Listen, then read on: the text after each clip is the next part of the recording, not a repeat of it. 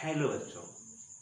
आज हम लोग रसायन विज्ञान भाग 2 के अध्याय 3 रासायनिक बलगतिकी अर्थात केमिकल काइनेटिक्स के आंकिक प्रश्नों को हल करेंगे।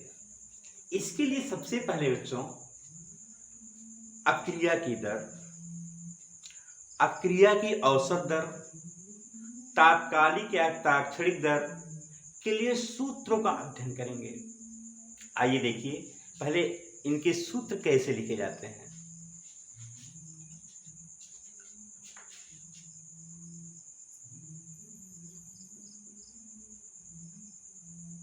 किसी अभिक्रिया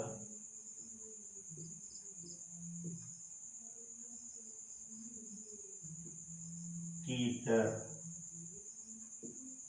या वेग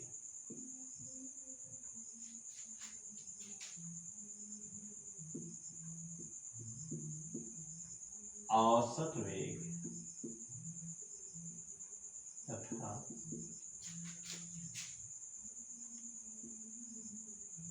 तात्कालिक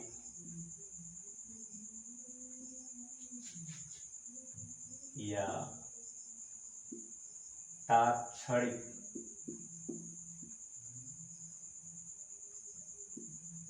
वेग के लिए सूत्र। बच्चों पहले हम लोग किसी अक्रिया की दर या वेग, औसत वेग तथा तात्कालिक या तात्क्षणिक वेग के लिए सूत्र लिखेंगे। ये जानते होंगे कि अक्रिया की दर क्या होती है। तो बच्चों अक्रिया की दर प्रति एकांक समयांतराल में, क्या बोलेंगे, प्रति एकांक समयांतराल में किसी अक्रिया में प्रयुक्त अभिकारकों की सांद्रता में कमी अथवा उत्पादों की सांद्रता में वृद्धि को उस अक्रिया की दर या वेग कहते हैं। इसी तरह से हमको औसत वेग या औसत दर को परिभाषित करना क्या बोलेंगे। तो ये औसत दर जो होता है अक्रिया के पूरे समयांतराल का होता है। इसको ऐसे बोलेंगे, पूरे समयांतराल में किसी अक्रिया में प्रयुक्त अभिकारकों की सांद्रता में कमी की दर अथवा उत्पादों की सांद्रता में वृद्धि की दर को उस अभिक्रिया की औसत दर या औसत वेग कहते हैं। और मान लीजिए हमको तात्कालिक या तात्क्षणिक वेग को परिभाषित करना, तो क्या बोलेंगे बच्चों, ये अति लघु समयांतराल जहां delta T tends to 0, delta T यानी समयांतराल शून्य की ओर अग्रसर होता है, उसके लिए निकाला जाता है। इसको हम परिभाषित कैसे करेंगे। अति लघु समयांतराल डेल्टा टी टेंड्स टू 0 के लिए किसी अक्रिया में प्रयुक्त अभिकारकों की सांद्रता में कमी अथवा उत्पादों की सांद्रता में वृद्धि की दर को उस अक्रिया की तात्कालिक या तात्क्षणिक वेग कहते हैं। ये तो परिभाषा हो गया। अब आइए इनके लिए सूत्र कैसे लिखते हैं। बच्चों इसको ध्यानपूर्वक समझिएगा। अब जैसे मान लीजिए कोई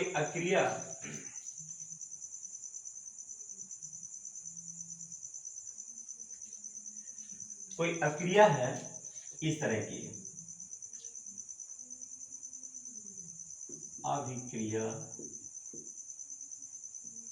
अक्रिया का समीकरण हम यहां लिख रहे हैं। अक्रिया M1A प्लस M2B gives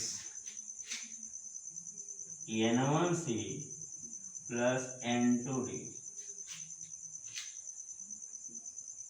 के लिए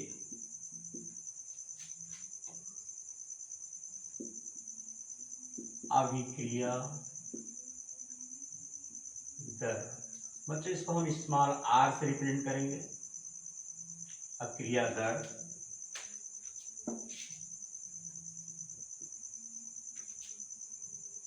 r अथवा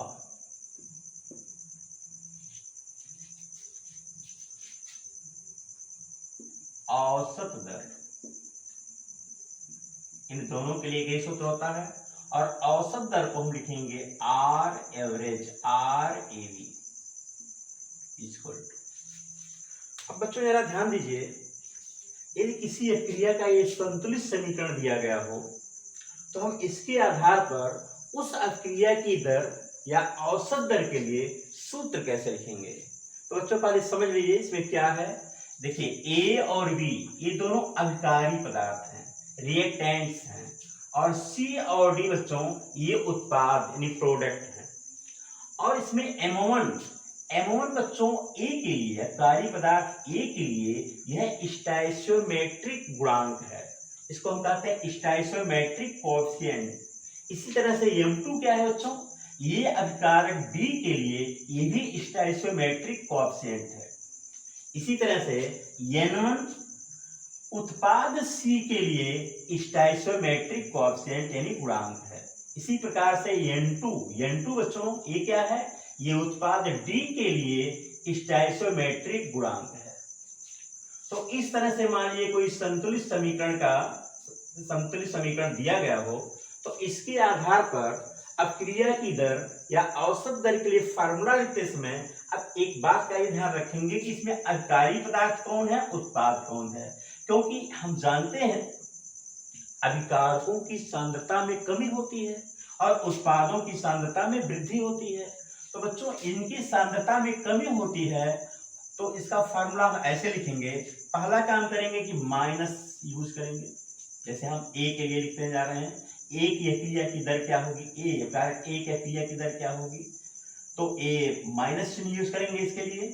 और जितना स्टोइचियोमेट्रिक गुणांक होगा बच्चों वो 1 बाई करके लिख लेंगे, माइनस लिखेंगे और 1 बाई M1 ये हो जाएगा। और इसके बाद ए का सांद्रता लिखेंगे, सांद्रता मतलब यहाँ मोलर सांद्रता से है, तो ए की मोलर सांद्रता को बच्चों यदि ये अभिकारी पदार्थ का सूत्र ए है तो ए को हम बड़े कोष्टक में ऐसे लिख दें तो बस बच्चों इसको क्या समझेंगे, इसको हम समझेंगे मोलर कंसंट्रेशन ऑफ ए, यानी ए का अभिकारक ए का मोलर सांद्रता या सांद्रता।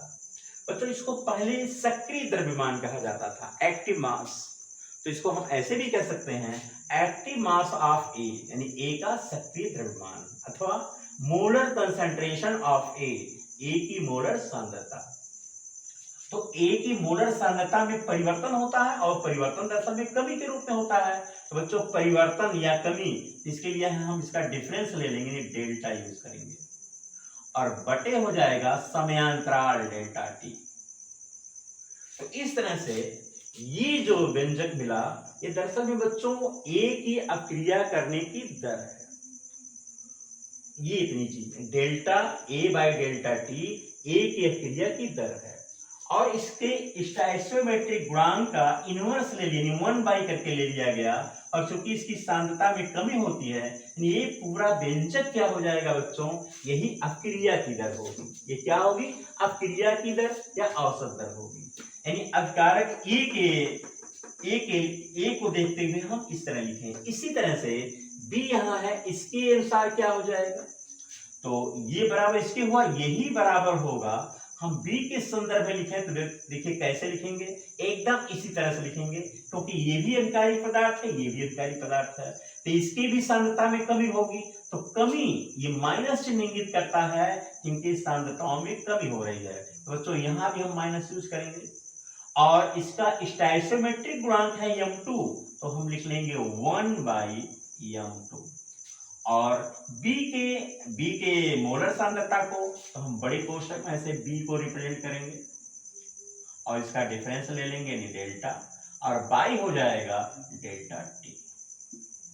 तो जैसे हम ए के लिए लिखे हैं बच्चों उसी तरह बी के लिए लिखेंगे, और यही बराबर हो जाएगा बच्चों, यहाँ उत्पाद देखिए सी है, इसको लिखते समय सब कुछ ऐसे लिखेंगे, लेकिन ये उत्पाद है, इसकी सांद्रता में वृद्धि हो रही है, तो बच्चों वृद्धि तो प्लस चिन्ह यूज करेंगे यहाँ, जैसे हम माइनस यूज करते थे अब हम प्लस यूज करेंगे। बाकी सारी कहानी वही है। इसका भी देखिए स्टोइचियोमेट्रिक गुणांक कितना है, N1 है, तो N1 है तो हो जाएगा 1 बाई N1। और C की मोलर कंसंट्रेशन बड़े कोष्टक में हम C को ऐसे लिख लेंगे, इसका डिफरेंस लेंगे, डेल्टा लगा देंगे बाय डेल्टा T। इसी तरह बच्चों ये उत्पाद है D और इसके स्टोइकियोमेट्रिक गुणांक देखिए कितना है N2, तो इसके अनुसार बच्चों जैसे इसका लिखे उसी तरह से इसका लिखेंगे, यहाँ भी प्लस लगाएंगे और स्टोइकियोमेट्रिक गुणांक का इनवर्स यानी 1 बाई कर लेंगे 1 बाई N2 और D की मोलर सांद्रता को बच्चों बड़े कोष्टक में हम D लिखेंगे, इसका डिफरेंस ले लेंगे, डेल्टा लगा देंगे बाय डेल्टा T। तो बच्चों ये सूत्र मिल गया इस अक्रिया के संतुलित समीकरण के लिए, उस अक्रिया की दर या औसत दर के लिए ये फार्मूला कैसे लिखा गया है जरा एक बार और समझने की कोशिश कीजिए। मान लीजिए कोई किसी अक्रिया का संतुलित समीकरण इस तरह से दिया गया हो तो हम करेंगे क्या, देखेंगे अभिकारी पदार्थ कौन कौन है, उत्पाद कौन कौन है और इनके स्टोइकियोमेट्रिक गुणांक कितने हैं। अब बच्चों यहाँ देखिए अभिकारी पदार्थ A का स्टोइकियोमेट्रिक गुणांक M1 है, तो M1 है क्योंकि ये अभिकारी पदार्थ है इसलिए हम माइनस यूज किए, जितना स्टोइकियोमेट्रिक गुणांक होगा 1 बाई उतना करके लिख लेंगे यानी 1 बाई M1 लिख दिए और A की मोलर कंसंट्रेशन का डिफरेंस ले लिए यानी T1 समय पर कितना है, T2 समय पर कितना है उसका डिफरेंस ले लिए और यहाँ T1 T2 का डिफरेंस ले लिए तो डेल्टा T हो गया। इसी तरह बच्चों B के लिए लिख दिया गया, इसी तरह C के लिए लिख दिया गया, इसी तरह D के लिए लिख दिया गया। हाँ C और D लिखते समय ध्यान दिए सारी कहानी वैसे ही है लेकिन ये दोनों उत्पाद हैं, उत्पाद होने के नाते इन दोनों के पहले प्लस चिन्ह यूज किया गया है। मुझे आशा है कि ये सूत्र लिखना समझ में आ गया होगा। अब मान लीजिए कि हमको अभी तो हम अक्रिया की दर और औसत दर या औसत वेग के लिए सूत्र बताए हैं, तात्कालिक या तात्क्षणिक वेग के लिए क्या सूत्र होगा, कुछ अंतर नहीं होता बच्चों, यही होगा, बस इतना अंतर कर लेंगे कि जहां हम डेल्टा यूज किए हैं वहां D यूज कर लेंगे यानी अवकलन के रूप में उसको लिखेंगे। कैसे लिखेंगे, देखिए ऐसे लिखेंगे अभिक्रिया की तात्कालिक दर बच्चों इसकी इंग्लिश होती है इंस्टेंटेनियस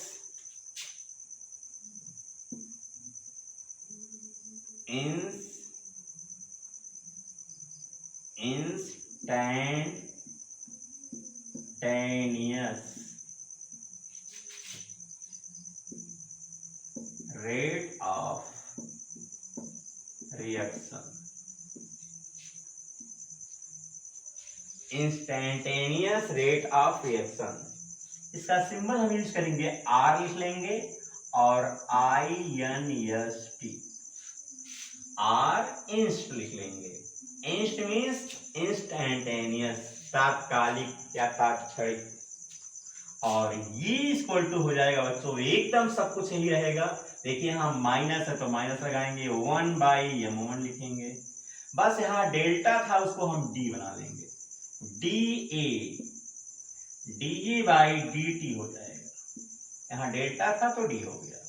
इसी तरह से इधर भी equal to minus 1 by M2 dV by dt equal to, देखिए यहाँ प्लस है तो प्लस कर लेंगे 1 बाई N1 और यहाँ dC by dt equal to, यहाँ भी प्लस है प्लस रखेंगे 1 बाई N2, डेल्टा को D बनाएंगे dd बाई dt। तो हमको समझ में आ गया होगा कि जैसे हम ये लिखे हैं वैसे ये लिखे हैं, कोई दिक्कत नहीं है। हाँ बच्चों इसमें एक चीज और हम लिखेंगे,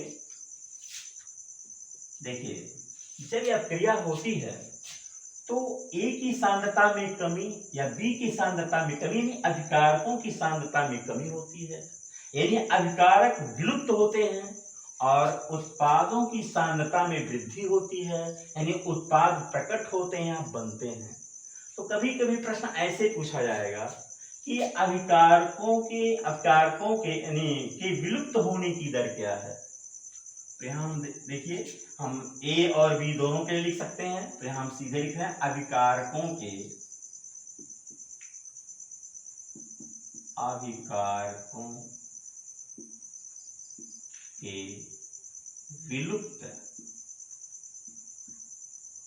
विलुप्त होने की दर या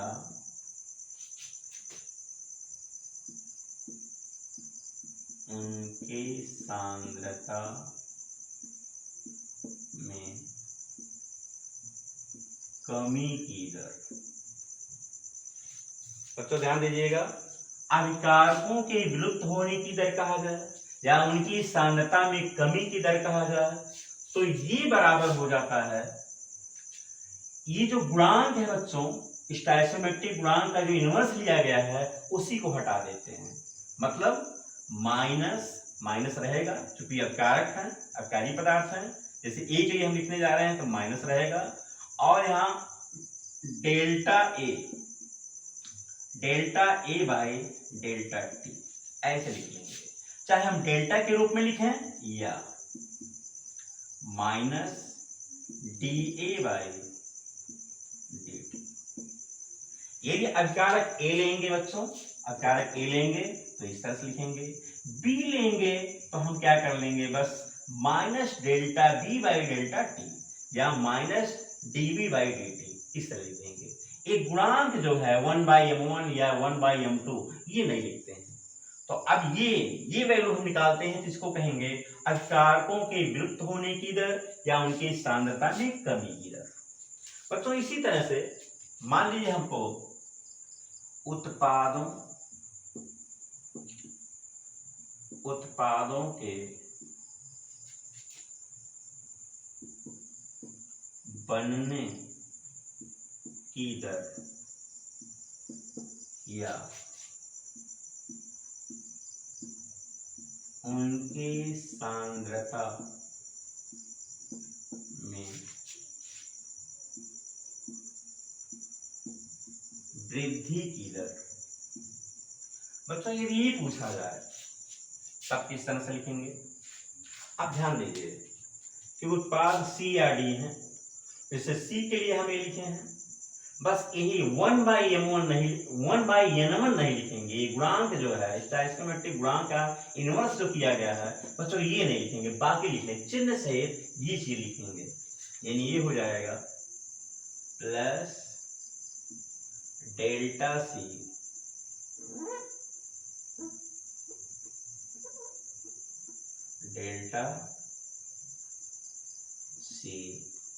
बाई डेल्टा टी।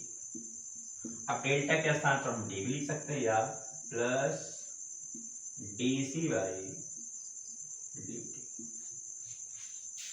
बच्चों अब उत्पाद हम सी लेंगे, ये लिखेंगे। डी लेते तो बस कुछ नहीं होता है, ऐसे ही plus delta D by delta T या plus D D by D T कर देते। तो मुझे आशा है कि समझ में आ गया होगा। एक बार और देख लीजिए कैसे लिखा गया है। यदि किसी अक्रिया का ये संतुलित समीकरण दिया गया है और अक्रिया की दर या क्रिया की औसत दर के लिए हमको सूत्र लिखना है बच्चों, तो करेंगे क्या, यहाँ अभिकारक रहेगा तो उनकी सांद्रता में चूंकि कमी होती है, उत्पाद है तो उनकी सांद्रता में वृद्धि होती है। तो अभिकारकों के लिए क्या करेंगे, माइनस चिन्ह यूज करेंगे, और जितना स्टोइकोमेट्रिक गुणांक होगा बच्चों 1 उतना ही उसका इनवर्स कर लेंगे, 1/m1 इनटू और ए अभिकारी पदार्थ ए रहेगा, इसकी मोलर कंसंट्रेशन बड़े कोष्ठक में इसके सूत्र को लिख लेंगे और यहाँ डेल्टा का चिन्ह लगा देंगे और नीचे बच्चों डेल्टा के लिख देंगे। इसी तरह से बी के लिए भी लिखेंगे, इसी तरह सी के लिए लिखेंगे। हाँ, सी लिखते समय ध्यान देंगे कि उत्पाद है इसलिए इसकी मोलर कंसंट्रेशन में क्या होती है, वृद्धि होती है, यहाँ प्लस यूज करेंगे। इस तरह डी के लिए भी प्लस यूज किया गया है, बाकी लिखने की कहानी वही है। और मान लीजिए क्रिया की तात्कालिक या तात्क्षणिक दर पूछा जाता है बच्चों, तो डेल्टा के स्थान पर डी यूज कर लेंगे, बाकी कोई चेंजिंग नहीं होगी। और मान लीजिए कारकों के विलुप्त होने की दर या उत्पादों के बनने की दर पूछा जाए, तो बच्चों यहाँ क्या करते हैं, चिन्ह तो वही रहेंगे जैसा कि यहाँ मैं बताया हूँ, बस केवल स्टोइचोमेट्रिक गुणांक का जो इन्वर्स किया गया है बच्चों वो नहीं लिखेंगे।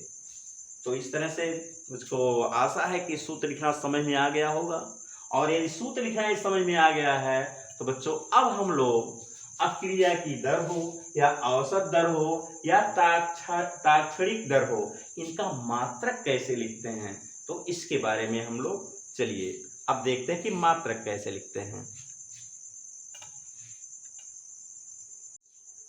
हेलो बच्चों, अब देखिए हम लोग किसी अक्रिया की दर या वेग, औसत वेग तथा तात्कालिक या ताक्षणिक वेग का मात्रक, इसका मात्रक कैसे लिखेंगे।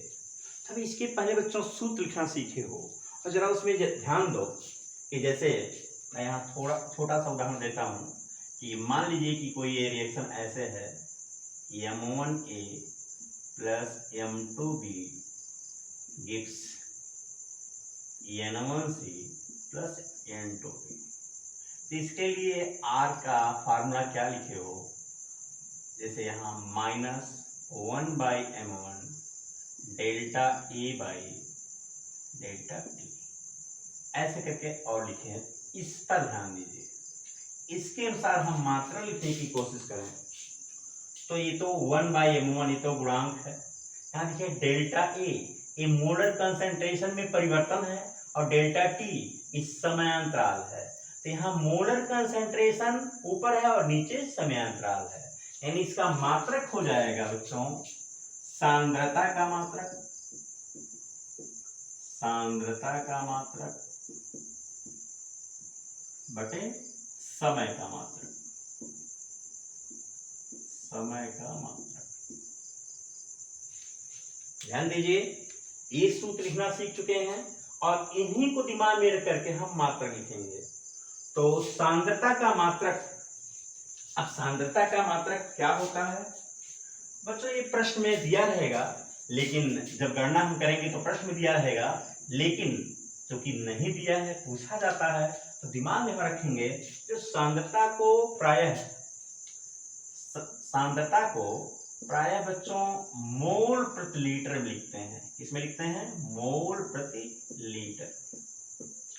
या कभी कभी बच्चों ये प्रश्न में यम के रूप में दे देगा। यम मीन्स क्या होता है? मोलरता।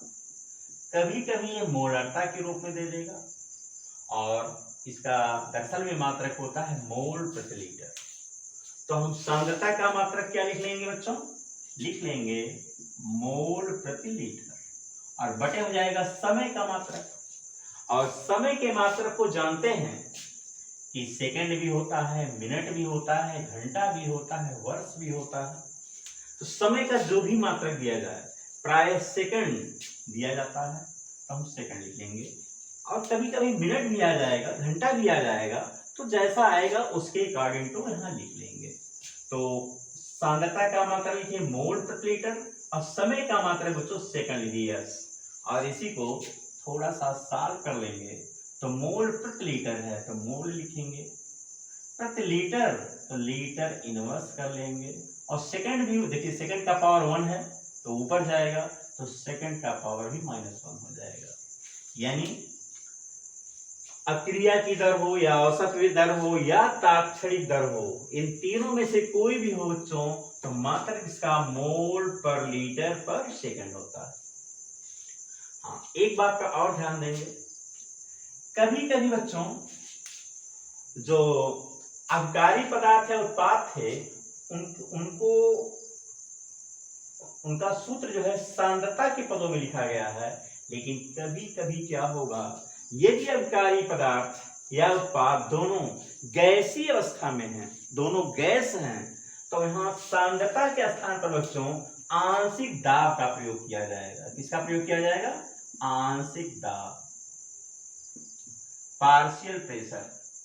और जब आंशिक दाब का प्रयोग किया जाएगा तो बच्चों आंशिक दाब मतलब दाब, तो दाब का मात्रक देखिए SI मात्रक तो न्यूटन पर मीटर स्क्वायर या पास्कल होता है, लेकिन बच्चों यहाँ केमिस्ट्री में जो यूज किया जाएगा वह प्रायः या तो एटीएम एटमॉस्फेयर अर्थात वायुमंडल होगा, या तो बार होगा, और या तो टार होगा। तो एटमॉस्फेयर बार या टॉर, मुख्यतः ये आता है, कभी कभी बार आ जाएगा, कभी कभी टॉर आ जाएगा, जो भी दिया जाएगा उसके अकॉर्डिंग टू उसको लिखेंगे।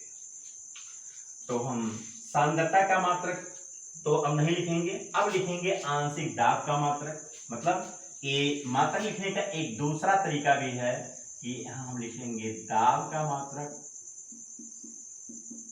दाब का मात्रक बटे समय का मात्रक,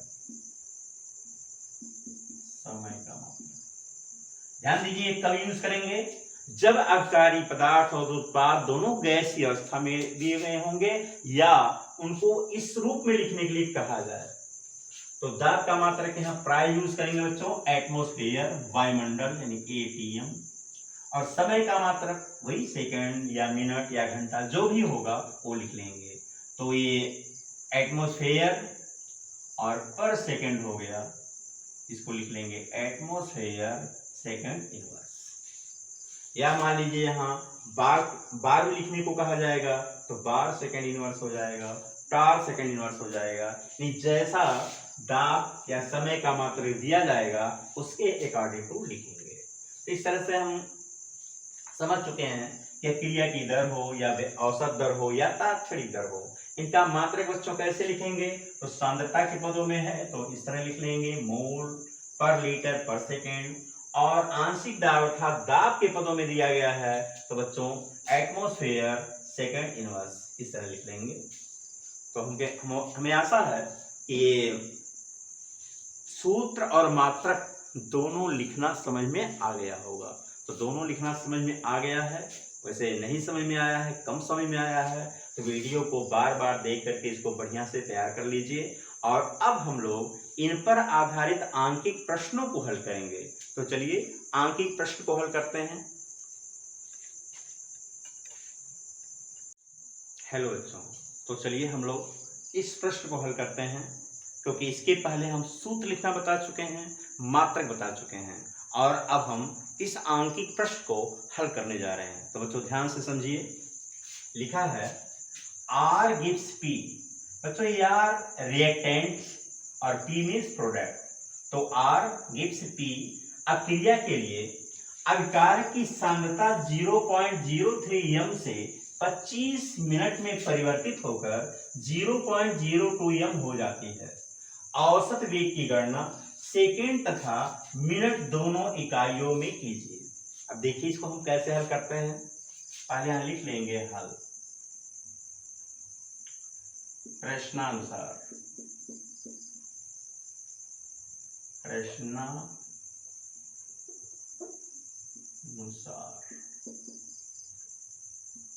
बच्चों इस पर ध्यान देंगे, जो यहाँ इक्वेशन लिखा जाएगा आर के पहले जरा बताइए स्टोइकोमेट्रिक गुणांक कितना है, एक है। कितना है, एक। इस बात का ध्यान देंगे, यहाँ एक है।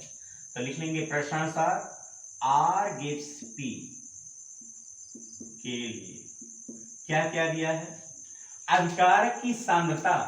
बच्चों ये पहली बार आया है सांद्रता, इसलिए इसको हम प्रारंभिक सांद्रता बोलेंगे। यहाँ लिखेंगे अभिकार की प्रारंभिक, अभिकार की प्रारंभिक सांद्रता,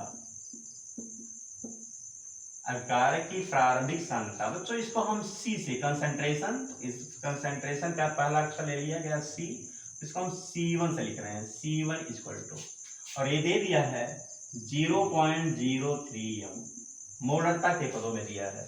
25 मिनट में समयांतराल दे दिया है, समयांतराल delta T equal to 25 minute, 25 minute. 25 minute में क्या हो जा रहा है, परिवर्तित होकर 0.02 m हो जाती है। तो ये बाद में आया बच्चों, इसलिए इसको लिखेंगे अभिकार की, अभिकार की अंतिम सांद्रता, अभिकार की अंतिम सांद्रता C2 इक्वल टू 0.02 m। तो ये दिया गया है। क्या पूछा जा रहा है, औसत वेग। तो औसत वेग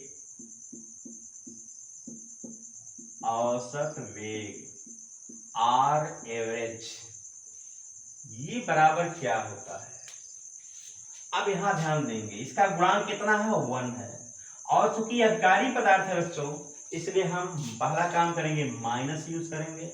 और इसका गुणांक 1 है तो 1 यहाँ लिखे या ना लिखे इसका गुणा करेंगे, कोई फर्क नहीं पड़ेगा, यानी माइनस यहाँ लिख लिए।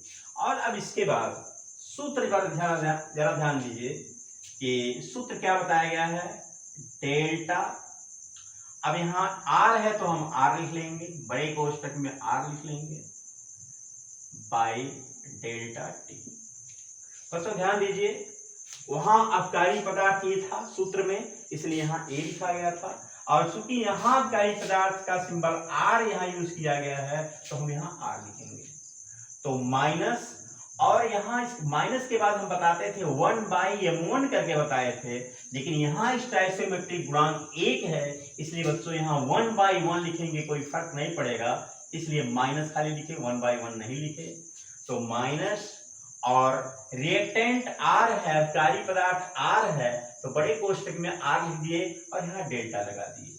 अब बच्चों इसका वैल्यू हम कैसे लिखते हैं जरा ध्यान दीजिए, ये माइनस तो माइनस रहेगा ही, लेकिन डेल्टा आर क्या होता है, पहले देखिए सांद्रता पहले कितनी थी C1, बाद में कितनी हो गई C2, C1 से बदलकर C2 हो गई है। तो अंतर कैसे लेंगे बच्चों, C2 माइनस C1 कर लेंगे, क्या कर लेंगे, C2 माइनस C1, यही C2 minus C1 value delta R का हो गया। और नीचे क्या है, डेल्टा टी है, तो ऐसे रखने दीजिए, इक्वल टू, थोड़ा सा इसको और सॉल्व कर लीजिए। जरा देखिए C2 के पहले यहाँ कोष्टक में के अंदर कोई चिन्ह नहीं है तो प्लस समझेंगे, और इस C1 के पहले माइनस चिन्ह है।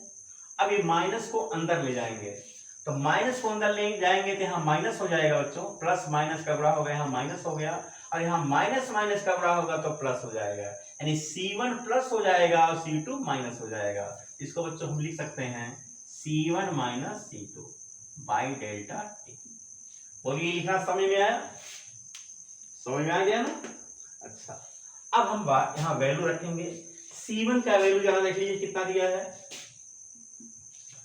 ये है 0.03, और C2 का वैल्यू देखिए क्या दिया है, C2 का वैल्यू यहाँ है, यहाँ लिख लेंगे माइनस 0.02, और बटे हो जाएगा डेल्टा टी का वैल्यू देख लीजिए बच्चों कितना दिया, 25 मिनट, यहाँ बटे 25 हो गया, इक्वल टू 0.03 माइनस 0.02, एक हटा देंगे, 3 में से 2 गया 1, और इसके पहले एक 0 है, फिर दशमलव है, फिर 0 है, बटे हो जाएगा 25।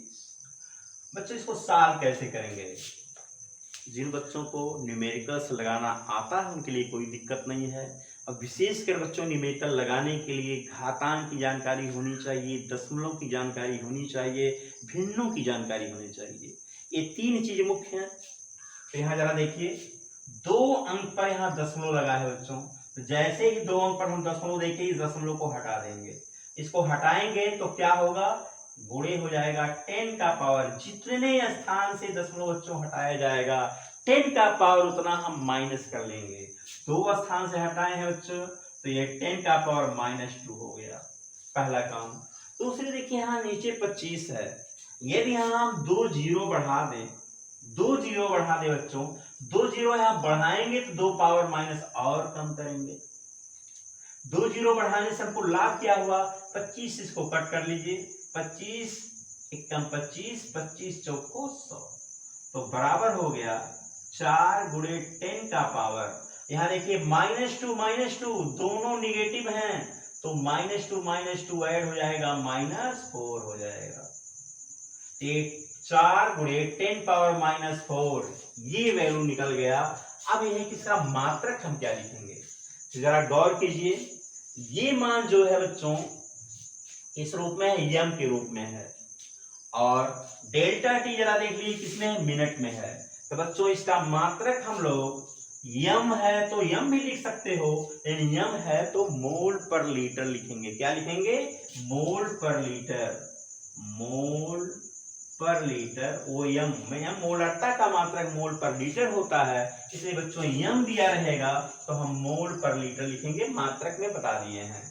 और नीचे देखिए डेल्टा टी किसमें है, मिनट में है, नीचे है बच्चों, ऊपर जाएगा पर मिनट हो जाएगा, पर मिनट है। तो एक उत्तर आ गया 4 × 10⁻⁴ मोल पर लीटर पर मिनट।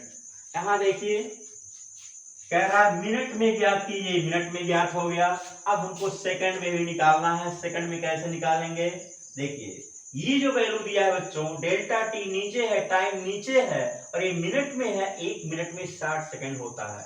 हम क्या कर लेंगे, 4 × 10⁻⁴ बटे 60 कर लेंगे, 60 से भाग दे देंगे। अब जो मान आने जा रहा है बच्चों वो सेकंड में आएगा। और अब इसको साल कैसे करेंगे जरा ध्यान दीजिए, यहाँ नीचे 0 है, 60 0, इस 0 को काटेंगे बच्चों तो पावर जो है 1 कम हो, जितना 0 यहाँ से हम हटाएंगे उतना पावर यहाँ कम हो जाएगा, -1 कर लेंगे। और ये 4/6 आ गया, 2 दूनी 4, 2 3 6, 2/3 आ गया बच्चों, 2 में हम 3 से भाग देंगे तो ये बच्चों चला जाएगा, भाग दे करके देख लीजिएगा, 0.3 6 18 6 6 6, ये अनंत तक चला जाएगा। 0.666 इंटू 10 का पावर जरा देखिए क्या हो गया, -4 -1 मिल करके हो जाएगा -5। 0.666 इंटू 10⁻⁵ बच्चों इसको हम क्या करेंगे, वैज्ञानिक संकेतन के रूप में लिखेंगे। मतलब यहाँ दशमलव देखिए लगा हुआ है और इसके पहले कोई पूर्णांक नहीं है, तो दशमलव कोई एक अंक उधर ले जाएंगे, और बच्चों जितना अंक इधर ले जाएंगे यानी इसको गुणांक को बढ़ाएंगे तो पावर घट जाएगा, एक अंक इधर ले जाएंगे दशमलव, पावर 1 और कम हो जाएगा। तो ये अब एक अंक इधर ले जा रहे हैं तो हो गया 6.66, तो × 10 का पावर -5 और -1, एक और कम हो गया, इसको थोड़ा और सॉल्व कर लीजिए, 6.66 × 10 का पावर -6 -1, समान चिन्ह होते हैं, चाहे समान प्लस हो या समान माइनस हो, बच्चों उसको जोड़ देते हैं, ये -6 हो जाएगा। और मात्रा क्या लिखेंगे जरा ध्यान दीजिए, यहाँ मोल पर लीटर तो रहेगा ही, मोल पर लीटर ये तो रहेगा ही, लेकिन मिनट को हम सेकंड में बदल दिए हैं, देखिए 60 से भाग दिए हैं, तो सेकंड इनवर्स बच्चों यही आंसर हो जाएगा। तो इस तरह से इस प्रश्न को हम लोग हल कर लिए। अब इसी तरह का हम दूसरा प्रश्न दे रहे हैं, ये लगाइएगा और इसका आंसर भी दे देंगे, लेकिन अगली वीडियो में इसका हल हम देंगे, तो लगा करके देखिएगा और मेरा दूसरा वीडियो जब देखिएगा तो वो समझ जाइएगा। हाँ बच्चों, एक रिक्वेस्ट है कि मेरा चैनल तो 10 महीने का पुराना है, लेकिन वो चैनल अभी बढ़िया से उस पर हम काम नहीं किए थे, लेकिन अब मैं केमिस्ट्री रासायनिक बलगति पढ़ाने के बाद पूरी केमिस्ट्री पढ़ाएंगे, और हम चाहते हैं कि यदि ये वीडियो पसंद आया हो तो इसको लाइक कीजिएगा और मेरे चैनल को सब्सक्राइब कीजिएगा, और जो भी त्रुटियां रह गई हो या कुछ चीज़ें समझ में नहीं आ रहा हो तो वह कमेंट में जरूर लिखिएगा। धन्यवाद। हेलो बच्चों, हम लोग अब क्रिया की दर, औसत दर या ताक्षणिक दर के लिए सूत्र कैसे लिखते हैं, मात्रक कैसे लिखते हैं और उन पर आधारित न्यूमेरिकल कैसे हल करते हैं, एक क्वेश्चन लगाकर मैं समझा चुका हूं। अब बच्चों यहाँ हम 3 प्रश्न दे रहे हैं, प्रश्न संख्या 2, 3, 4। अभी तक जो समझे हैं उसके आधार पर ये 3 प्रश्न हल करिए और इनकी सॉल्व अगली वीडियो में मिलेंगे। धन्यवाद।